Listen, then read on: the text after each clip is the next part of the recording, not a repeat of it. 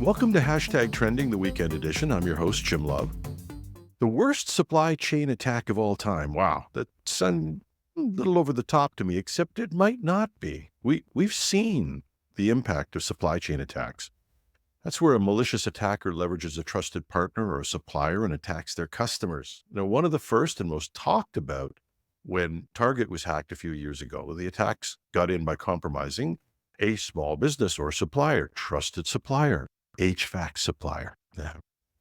But supply chain attacks have gotten more dangerous and more insidious. Attackers have found that if they find a trusted partner, particularly one that supplies software, they can infect the whole software chain from the trusted partner and in the blink of an eye, get past the defenses of thousands of customers. You only have to look at a couple of them. SolarWinds from 2020, hackers put malicious code into SolarWinds Orion software updates. This got to almost 18,000 customers, including major corporations and the U.S. government agencies that SolarWinds serves. Kaseya, same thing. Attackers exploited vulnerabilities in Kaseya's VSA software. And this is used by managed service providers. So God knows how many people they got. We know they hit about 1,500 managed services providers, but how many customers did they get to? Okta, threat actors got to private customer data by obtaining credentials from Okta's customer support management system, and then potentially went on to impact how many organizations we don't know, relying on the identity of Okta and their authentication services. It's just a few. There have been a lot more. I didn't even know if we count Microsoft's email fiasco as a supply chain attack. First, you had the Russian Cozy Bear attack, and that compromised Microsoft's network, and then Chinese hackers got into government departments using a vulnerability in a Microsoft cloud service. And then there's the Exchange server breach that may have affected up to 97,000 Exchange servers and on. So when I read in a note that someone had averted the biggest possible supply chain attack, as Ricky Ricardo once famously said to Lucy, you got some splaining to do. If you're under 50, just Google it. It's actually worth it. But I'm going to invite my guest, Brian Moussalli, the security research team lead for JFrog. So did I say your name right, Brian? I'm very excited. Me too.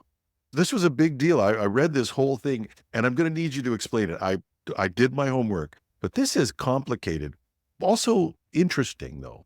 And we don't do promos, at least unpaid ones on the show, but we're open to sponsorship. Like I tell every company, security companies out there, I am open to sponsorship. But I have to ask about JFrog. What's with the name? A little unusual. It is a little bit unusual. I might not be the best person to explain about the name, but the story, the legend tells that our founders try to think about an animal that would represent something that only goes forward, and frog only leaps forward. So that's why JFrog, and Cool. it's from Java because it started in a Java platform. This is totally weird. Totally off topic. My wife is absolutely into frog stuff on the internet and on Facebook. And she just has this group. We have this colossal amount of frogs around our house. And she's into, we've got sculptured ones, we've got knitted ones, we've got all these things. So this is also a double whammy for me. So JFrog, cool. I mean, And your role at the company is? yeah. So like you said, I'm a security research team lead. A part of JFrog security. I have experience. I've been doing information security for over 13 years in various fields. And now with JFrog security, what we're doing is trying to secure the supply chain. And we're focusing on open source repositories and software. And yeah, what JFrog does, generally speaking, is we offer a platform for supply chain platform. We empower organizations to build and release software fast and more securely than ever. But you also do this free public service of scanning stuff and looking for things. And that's part of your job as a researcher, I assume. Exactly. Yeah. So we see ourselves as part of the open source community. And one of the things we do lots of stuff for the community. And one of the things we do is we actually look for leaks of secret tokens and passwords. And this is actually how we found this story. This is how it all started. Wow. Let me just, one brief interruption, then we'll get on to the story. You mentioned open source. Is JFrog software open source? No, the JFrog software is not open source, but we aim to help the open source community or users of open source community. Like, let's say it's your organization builds or uses Python or NPM or whatever open source language, like you use open source repository. JFrog is right there to protect you and the community. Got it. So it is a commercial software, but it's developed to make open source software more secure. On one hand, we on one side we're supporting our clients, but we're also trying to do all kinds of services to the open source community. So now you as a researcher or someone was it you or whoever in your organization is doing these scans and you come across this, what looks like an incredible potential hack out there. Can you tell me a little more about that? Yeah, definitely. So it's part of my team's responsibilities. It wasn't actually me, the one who found the golden token. It was a researcher from my team, Andrei Polkovnichenko. So it was not a hack. First of all, one would say it was more of a leak. It was a mistake made by one of the administrators of Python. One of the administrators of Python, they got one of their private token leaked accidentally. And then we just found it because we were trying to train our secrets detection mechanism, which we use. We train it on open source data and resources for the sake of our clients. I mean, our clients get a better secrets detection scanner by us training it on publicly available data. And then when we find stuff out there in the wild, we also take care of it. Like, this one was really dangerous. I mean, someone. Yeah, we'll get into that. Yeah. Particularly dangerous, I think. So tell me about this now. And I appreciate the nuance, and I'd like to be precise. What's the difference Yeah. between a leak and a hack? Okay, so like the main difference would be that there was no adversary or malicious actor trying to steal this particular token with having the knowledge of where it could be found or how to get it. Like, this token was leaked because of a mere accident by one of the Python administrators. It shouldn't have happened. They tried taking some security measures for this leak to not happen, but then it eventually happened because they missed something, as programmers and other people usually do. So that's the main difference. So it's just easy to reach? Is that it? It was exposed? It wasn't that easy to reach, and that's actually one of the things we're trying to bring into awareness, is that usually people look for tokens or passwords that were left behind in source code files, but we found it in a binary file, which is something that is mostly overlooked. And this is the importance of this whole story, is that the big lesson here is that you should always look also in binary files. And this is something that we do, again, for the community, where and when we can, but also for our client. Okay, I don't pass myself off as a security genius, but until I read this, I don't think I would have thought about searching a binary file. You'd search the source, think you'd done a good job. Is it normal for people to check binary files, or is that this thing that's a big weakness? No, so it is certainly a big weakness, and you would have to be, I guess, security savvy to understand that this could happen. Like, so what happened here is that the person who had this token leak, they didn't take into consideration that when using Python and running it, so Python is a scripting language, and it's interpreted, and you write your code, and then an interpreter runs it for you. But what we must not forget is that there is some portion of Python files that are actually compiled into some sort of bytecode or intermediary language, and that's always left behind. So when that admin had their token leak is when they used they used their actual token in the source code. They ran it. The Python binary, the compiled Python binary file was created, and then they removed the token from the source file, but the binary that contained the token was still left on the disk, and then it got pushed together with the clean source code file. So we had the clean source code file and the dirty or the binary that contained the token. Then they were both pushed to Docker Hub, and then that's how we found it.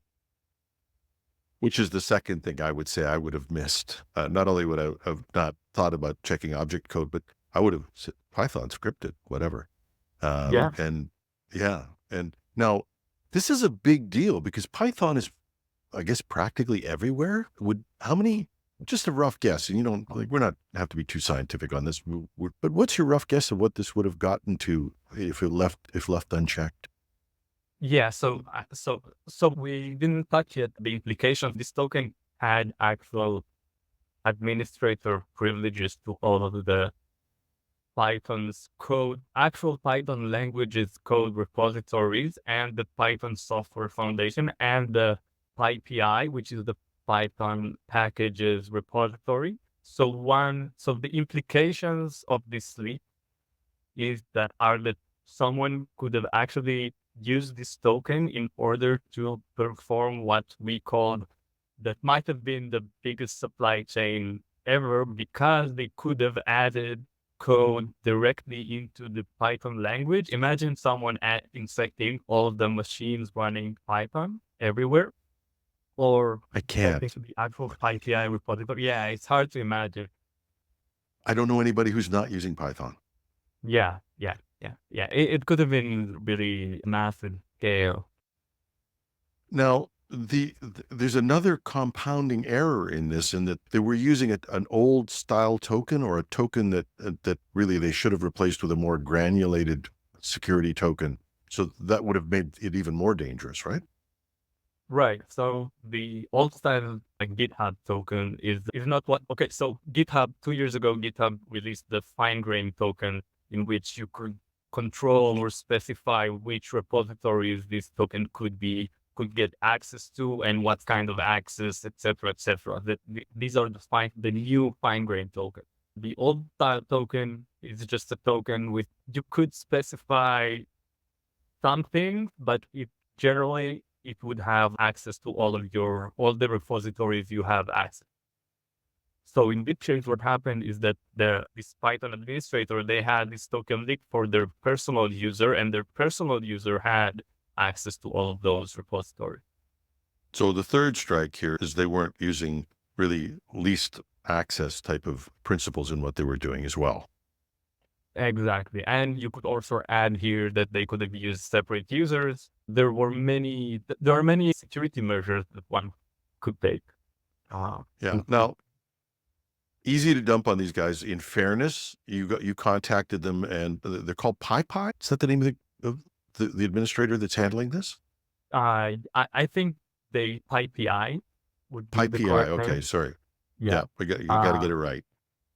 Actually, we have great cooperation with them even prior to this work. Incident. Yeah. Yeah, prior to this incident, we have a very good relationship with them. They were amazing to respond. They were very quick to respond. Like within 17 minutes, the token was revoked and gone. We have, like I said, we have before been in contact with them about many issues. We have a very warm place in our hearts for Python and PyPI. We deeply care about Python, and we want to help keep Python secure. Yeah, and I just wanted to stress that it's easy to second guess somebody when you're looking at it from, it's been discovered, all of these things are wrong. We all make mistakes, but they tackled it very quickly. I think that's part of, and I'm so glad they seem to be willing to let you talk about this. You seem to be willing to talk about it. I think that's so great, because if we don't talk about these things, and like I said, I don't want to dump on them, but if we don't talk about these things, how are we ever going to learn to get better? Exactly. First of all, we definitely don't want to dump on anybody. It's like we have to take these incidents and learn from them in order to grow as a community and to improve as organizations that build software and want their software to be secure. Could take, for example, the latest supply chain attack, which was eventually did happen, the executives attack that raised serious questions about trust in the open source community. And this is what we're all about, improving and going forward, um, helping people build secure software, better software. Absolutely. So I want to go back to the personal piece of this. It just because Yeah. this was a potentially maybe one of the biggest things a researcher might hit in their career. I don't think it is an exaggeration. So what was this person came up to you and what did they say? How do you tell your team leader, your boss or whatever that, hey, look what I found? What was that like? Yeah. I think, well, if I remember, I recall correctly, it was my researcher was like, Andre, he was like, I might have found something very big, but I'm not sure. Can you look at this? Oh, great. Yeah. I might have Yeah. found something. Yeah, well, yeah, I'd be looking at it going, I want to be really sure. Yeah, yeah, yeah. It was like a bunch of us just looking at it, like staring, like, is it really super? Yeah. Yeah. So what do we learn from this? As a researcher, you do this, you conduct this research all the time. What are the lessons that we take away from this? Yeah, so I would say the lessons are, first of all, you have to look at binary file. You cannot trust or yourself on only validating source code file. You have to look in your builds, in your temporary files that are created when running software, etc., etc. You have to look in binary file. There's no way out of it. Second of all, you have to replace your old style GitHub tokens with new ones, or whatever platform it is you're using. You have to use some sort of token that would be able to be finally configured with the exact or specific permissions you want it to have. And very important to have an expiration date. Okay. Yeah, sorry, you were nothing. I would say principles of least access and make sure that everything expires, right? Everything must expire. There's always it's a give and take between building software fast and secure. If you go to the side of more secure, like the most secure you could be, it would take ages to release a version. And if you go to the side of building fast, and it could be very dangerous. So you have to find the middle. And yeah, so it's very important to have everything checked out, like specific permissions and expiration dates, and try to, as much as you can, be secure without hurting your internal processes and not delaying the development process too much. And one, well, yep, sorry. No, sorry. Go ahead. One last question I'd like to ask you, because you're working with this all the time. A lot of us who are open source supporters and who want the open source community to succeed, a lot of us who want the open source community to succeed are worried about what's happening and how we can make it more secure. Are you optimistic about how secure open source can be again? Wow. My partner would say that I'm an optimistic person, like generally speaking, but I don't know, because the more people use software, the more developers there are, the more mistakes you find, the more it's really hard to say. And I personally feel like some of the how these days, like every public discussion lasts like a week, and then we all shift to the next thrilling or Well, topic. And then I think that we still didn't process, or still we still didn't act on all the other stuff that happened these last few years that you mentioned in your introduction. Like, there are major issues that we need to talk about as a community, about trust, about how to build secure software, about so many topics. I would say I am optimistic, but the nature of things and how fast we move from one topic to another is making it hard for us to really work on things like from the roots. But that's not just in open source. My That's everything. opinion, sorry, is we've valued speed in development over usefulness. There's no reason to be moving at the speed we're moving to give unsecure code. I don't need my programs to be updated every day. I really totally don't. agree. Matter of fact, I prefer they didn't, unless it was a Yeah, security bug. It just drives me nuts. I started out in open source and like, I understand why the problems are there. I just don't, like you, I don't think people are doing enough taking responsibility. And I don't think it's only the open source yeah. community that has to take that responsibility. Like I said, No, some of the things that you definitely. guys are doing. Yeah, you're right. It's also like the more software development organizations exist, like more people develop software, more products out there, more demand, and the more demand you have, the quicker you have to deliver, and it's just everything is prone to mistakes. And the more the more new technologies are being used, the more new ways to attack exist. It's like it's really a never ending cycle. Yeah. But it's other Yeah. we dump on these guys, and many of them are volunteers who are developing these things and putting in their extra time, even if they're paid by some of the larger companies. Many of them are spending a lot more time on these projects. And I'm glad to have heard about your company saying, look, we need scanning. There's some tools we need if we're going to have an effective open source community. So good stuff Yeah. for you guys. That was, And it's easy to be in the spot where you dump on these guys, but that like they're doing an amazing job. Like these people who develop Python, they contributed so much to the world. Like it would be so easy to pick on this incident and say, oh, they're this and that. And it's not the point. It's not the point. yeah, good stuff. Maybe we'll bring you back for a discussion of taking this further, because I think this is a thing that, and we pointed out some lessons here, but lessons learned are only lessons learned if you do something with the learning. Exactly. Right. That, that's correct. Brian, it's been fantastic to meet you. Thank you so much. Thank you. I was very happy to be on your podcast. We'll have you back. That's our show for this weekend. I'd like to thank our guest, Brian Moussalli. He's the security research team lead at JFrog. Hashtag Trending goes to air with a daily news program. We're on summer hours now, but we still have 3 news shows a week and, of course, the weekend edition. Thanks for spending part of your weekend with us. We hope you'll join us for the news on Monday morning. We'll see you then.